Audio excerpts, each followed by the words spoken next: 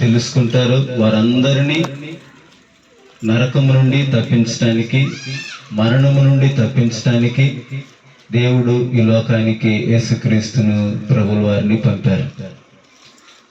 ప్రయాసపడి భారం మోయుచున్న సమస్త జనులారా నా యొద్దకు రండి, నేను మీకు విశ్రాంతి కలుగ చేస్తానని దేవుడు సెలవిస్తా ఉన్నాడు.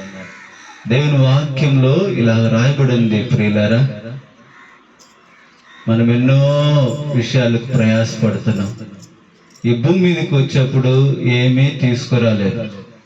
ఈ భూమి మీద నుండి మనము ప్రభు పిలిస్తే ఏమీ తీసుకొని వెళ్ళం. అయితే ఈ భూమి మీద పాపం పెరిగిపోయింది. చూపులో పాపం, నడకలో పాపం, జీవితంలో పాపం.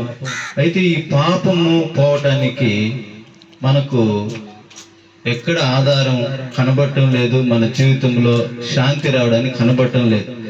ఉదయం డ్యూటీకి వెళ్ళి సాయంత్రానికి వచ్చి దుమ్ము దులుపుకోవడానికి సబ్బు వేసుకొని కడుక్కుంటే శరీరం అంతా క్లీన్ అయిపోతుంది, ప్రశాంతమైన నిద్ర వస్తుంది.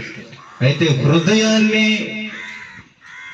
మనం కడుక్కోవాలంటే ఆయన మన కొరకు రక్తము కార్చాడు. యేసుక్రీస్తు రక్తములో మన హృదయము కడగబడుతుంది. పరిశుద్ధ జీవితము దేవుడు అనుగ్రహిస్తాడు.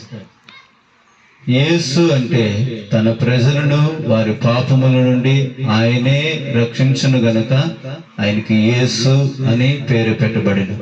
తన ప్రజలు పాపములో ఉండగా, అందరూ పాపములో ఉన్నారని, నీతిమంతులు లేదని దేవుని వాక్యము చెప్పబడతా ఉంది.